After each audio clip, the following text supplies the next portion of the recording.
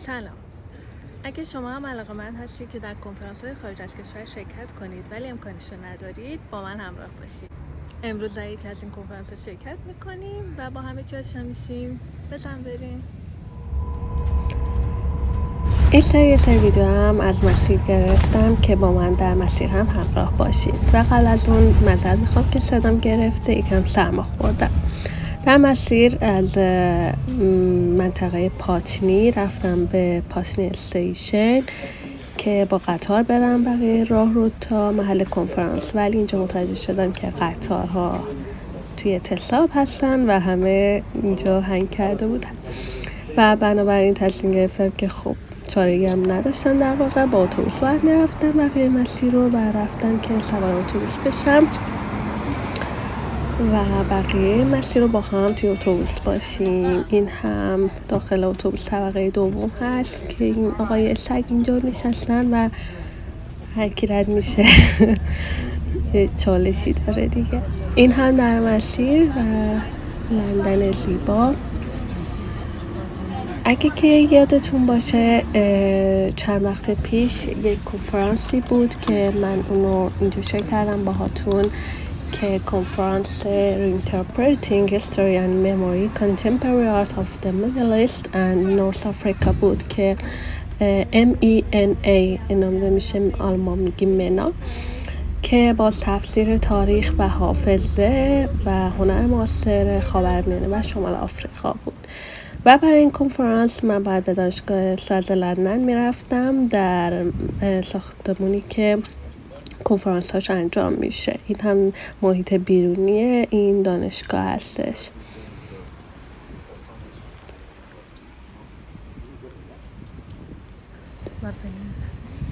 این کنفرانس توسط آقای دکتر کشمیرشکن انجام شده بود و مهمانان ویژه‌ای از سراسر دنیا داشت، اساتیدی که در زمینه‌های تاریخ و هنر خیلی کار کردن. و بله این هم ورودیش. و بریم داخل کنفرانس. من یکم دیر رسیدم البته و وقتی رسیدم کنفرانس تقریبا شروع شده بود و اول سخنرانی رو متاسفانه از دست دادم. سخنرانی بعدی سخنرانی بود که توسط واسیف کورتن مشاور پژوهش و سرپرستی موزه در دوحه انجام شد. واسیف کورتن به بررسی چالش‌های پرداخت که هنرمندان معاصر در ترکیه با آنها مواجهند، از جمله تجزیه و تحلیل تاریخ جمهوری و مواجهه با تروماهای رادیکال و ادامه دار آن. واسیف کورتن از سرپرست‌های موزه و نویسندگان برجسته هنر معاصره که نمایشگاه‌های بسیاری رو سرپرستی کرده و در مراکز معتبری چون جایزه ترنمت سالانه ونیز نیز داوری کرده است. به بخشی از سخنرانی ایشون گوش میدید. Followed by an MA at Yale University under Joseph Albers. It's only telling that Dabashi put the last nail in the coffin of ruling artistic discourses. He wrote that the templates of Madame Miss Gray in 1969 in Istanbul. Dabashi had enough of abstraction he saw in the late 1950s in the United States, and the new images of man at MoMA, New York in 1959, an exhibition exploring figurative expressionism, had a profound effect on him. Dabashi was not from the academy. He was also intimate with an astounding generation of theater professionals from Robert College. Among the plays staged there was Jeunesse Le Nègre. The play was written under the influence of Frantz Fanon during the Algerian War on the ideology of the gays and the ways white see blacks and colonialism. It was first performed in Paris at the end of 1959 and off-Broadway in 1961. Le Nègre reached Turkey in 1965, the third country to stage the play. سخنران بعدی آقای دکتر حمید کشمیرشکن بودند که از دانشگاه SOAS لندن بودند. دکتر کشمیرشکن در سخنرانی خود به موضوع روایت‌های تسخیر شده پرداخت و نحوه تفسیر تاریخ در هنر پس از انقلاب ایران را مورد بحث قرار داد. او از دیدگاه هانتولوژی ژاک دریدا استفاده کرد و توضیح داد که چگونه هنرمندان ایرانی با ایده‌های تاریخی مبارزه می‌کنند و روایت‌های ایدئولوژیک را به چالش می‌کشند. هنر این هنرمندان با استفاده از ابزارهایی چون طنز و بینامتنیت روایتی چند وجهی از مقاومت فرهنگی ارائه می‌دهد. دکتر کشمیرشکن یکی از شناخته شده ترین مورخان هنر معاصر خاورمیانه است و کتاب‌ها و مقالات بسیاری درباره هنر مدرن ایران نوشته. Which prioritizes its own ideals and marginalizes alternative perspectives. I use ontology as a framework to engage when addressing their contemporary conditions, namely critical retellings of a past that continues to haunt the present like a ghost. Ontology provides a useful framework for our inquiry, particularly when addressing the topics of historical memory and trauma.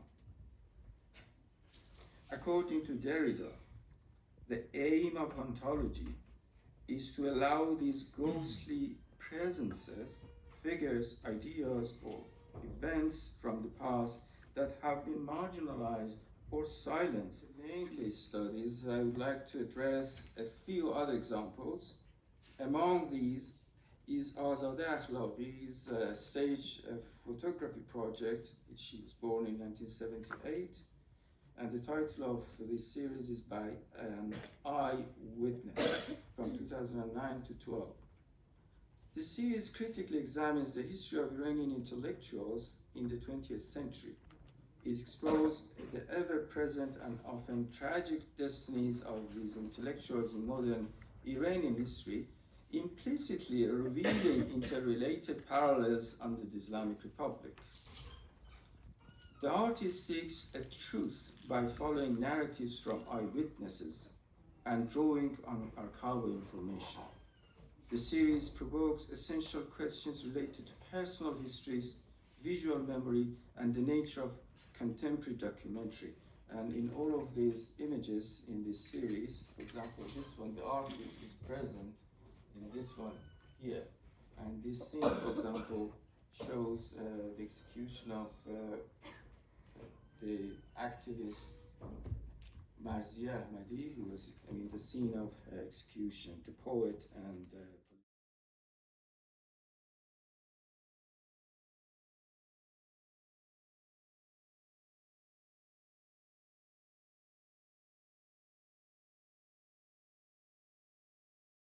1979 to 2009, containing about 1,400 carefully selected photographs that cover a wide range of social, political, cultural, and economic themes. In the introduction, it is said that its aim is to fill, I'm quoting, fill the significant gap caused by the absence of a comprehensive visual record in pink, or by applying digital modifications. These actions correspond to the censorship commonly practiced by the Ministry of Culture and Islamic Guidance, particularly what the ministry is doing in censoring some particular images in European American art books and magazines. Through the defamiliarization of typically familiar scenes, the artist engages in an act of subversion, challenging official propaganda with his documentary photographs against the background of history haunted by uncertain events. Within the ontological context, as Rahimi also maintains, all concepts are haunted, and they have to be haunted before they can become concepts. The central idea is that the interconnection between the physical and the symbolic is where both meaning and ghosts are born. This relates to the idea that the creation of meaning is a ontogenic event, meaning as the process that produces meaning also creates spectral traces of the original events and entities that are made sense. We're running a little bit late, but we have about 10 بعد از سخنرانی آقای دکتر کشمیرشکن حدود 1 رو به پرسش و پاسخ در مورد این 3 مقاله که ارائه شد گذشت. So much. And so I've got a kind of comment for Vasif, because also I learned so very, very much, and your position was very melancholic. Conference. بعد از جلسه پرسش و پاسخ و یک استراحت کوتاه به جلسه دوم سخنرانی برمیگردیم که سخنران متفاوتی کارشون رو ارائه میدن. Which is called Referencing the Past, Artist's Position as Subject of History. And we have a really rich session with two absolutely wonderful scholars here. And our geography is North Africa. And our speakers... سخنران بعدی دریس هست که از مرکز تحقیقات مراکش اومده. دریس در مورد پیوندهای گم شده بین هنرهای بصری، ادبیات و علوم اجتماعی صحبت میکنه. اون با تمرکز بر آثار هنری حسن دارسی و ایمان مرسل، دو هنرمند برجسته از مراکش و مصر، به بررسی ترکیب واقعیت و خیال در شکل‌گیری تاریخ پرداخت و مفهوم بافت خیالی تاریخ رو پیشنهاد داد. دریس نویسنده و نمایش‌نویس برجسته‌ایه که هم در دنیای آکادمیک و هم در دنیای نمایش تاثیرگذار بوده و جوایز بسیاری از جمله جایزه معتبر گراند اطلس و مراکش رو دریافت کرده.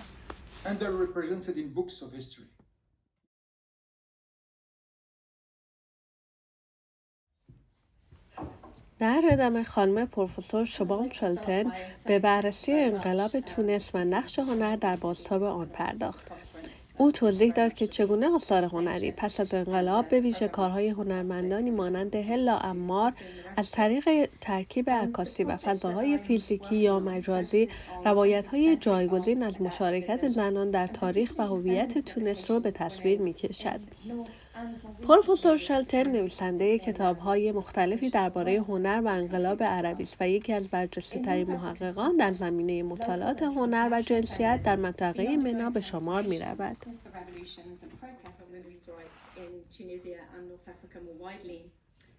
Mudiga Charad, for example, has commented on Tunisia's relatively advanced state of women's rights, which have actually been guaranteed by law since independence in 1956.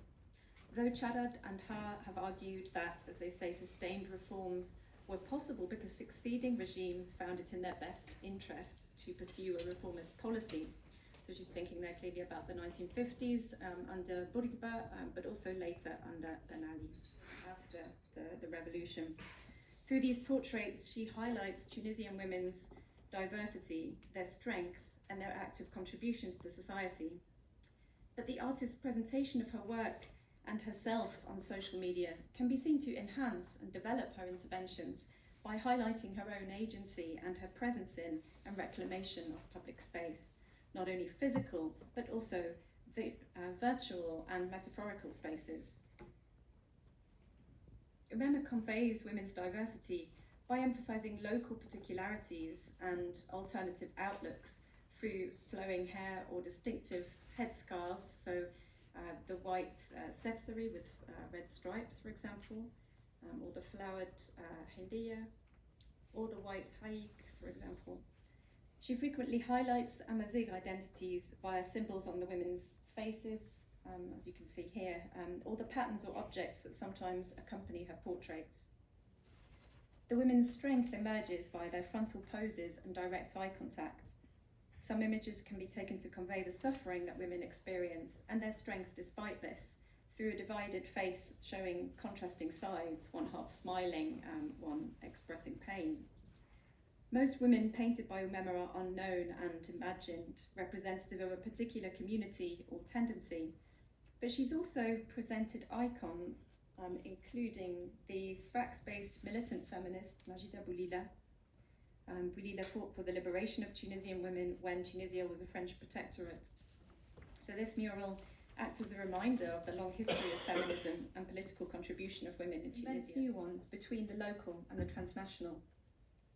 Her aesthetics are not only cross-cultural and multi-layered, but also multi-perspectival, intermedial, contingent and evolving, connecting women's voices and visions, past, present and future. Thank you.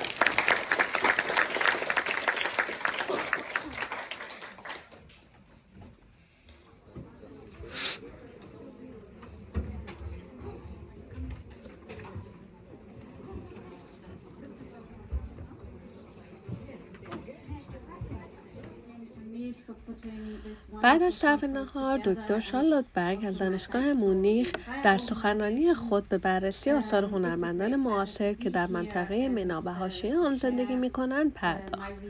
او نشان داد که چگونه این هنرمندان با ارجاع به سنت‌های زیبایی شناسی اسلامی مانند شعر و نقاشی و مینیاتور، جنسیت و تمایلات جنسی متنوع را در قالب‌های هنری به تصویر می‌کشند.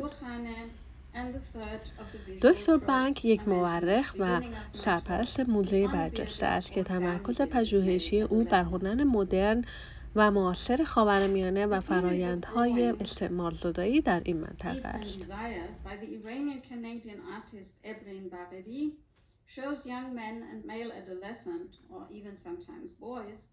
Some with beards, but most of them beardless or with downy beard, the downy cheeks, which is a common expression in poetry celebrating these youths' beauty and charm.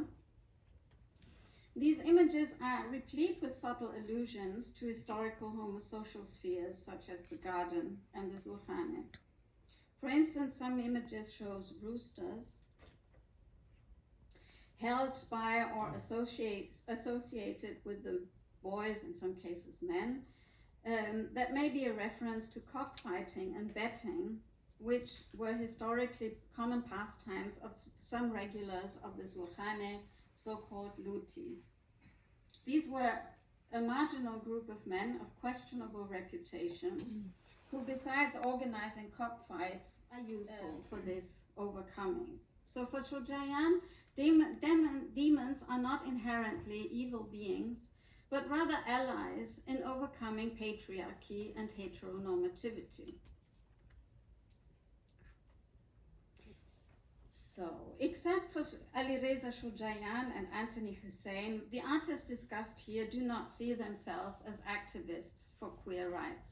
All artists move within the circuit of global art, of the global art world. They exhibit at biennales, large curated exhibitions and gallery spaces, and their works are found in private and public collections.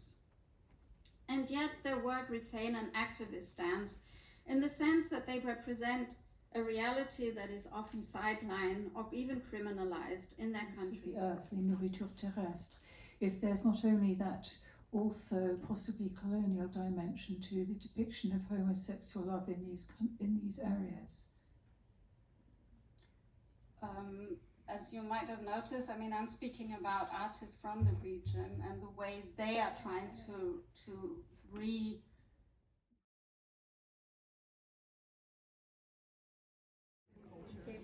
I don't really like the photographs. Some of the essays are just I know, I don't remember he commented. Sachi put it down. Honestly, No, they put down this. بعد از یک جلسه پرسش و پاسخ و استراحت کوتاه، آقای پروفسور حمید دباشی از دانشگاه کلمبیا سخنرانی خود را با آثار هنرمندان فلسطینی همچون طارق القوسین و مونا حتوم آغاز کرد و به بررسی هنرمندانی از ایران، مصر، عراق و عربستان پرداخت.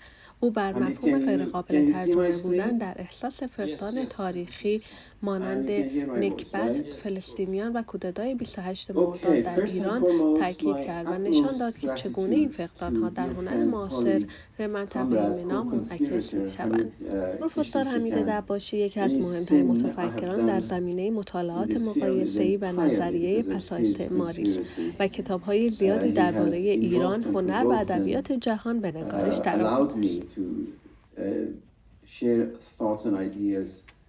That in a field that he is, of course, the absolute doyen, and I'm always privileged to be working with him. I signed a program that my other good friend, Dina Matar, is there. I miss all my friends who are based in the UK tremendously. I also heard from I will start with one Palestinian artist, Tariq al-Hussein, and conclude with another Palestinian artist, Mona Hatoum. And in between, I visit two Iranian artists, Ardeshir Mohasses Azadeh Akhlaqi, and Egyptian India Aflatun, and Iraqi Dia Azraoui, and a Saudi artist, Ahmad Matar. As you see, the distribution of these artists in a way both represent the emerging map that is in the title of the conference, but also my own predilections concerning the question of memory and trauma. A key issue for me is the issue of untranslatability of the word Nakba as loss.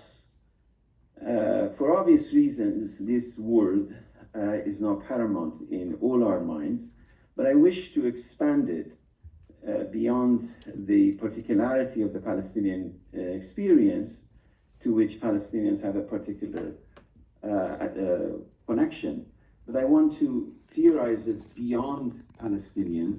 So when we say we're all Palestinians, there is something to the expression other than just expression of solidarity. So as a result, the key issue in my thinking, and this, in case you're wondering, of course, is the figure of Hamdallah, as imagined not by Najla and translatability, is that even in its Persian cognate equivalent, Nikshbat, it would go overboard and flaunt it from a neighboring linguistic distance. We have to go to the expression 28 Mordad, 28 Mordad, on Persian calendar, as the Persian marker of the CIA MI6 military coup of 1953, to feel its cognate resonances, only cognate resonances. The same is with the Hebrew word Shoah, which Holocaust does not quite exhaust, and therefore we need to visit the artists like Marc Chagall to sense it, so by way of a comparison.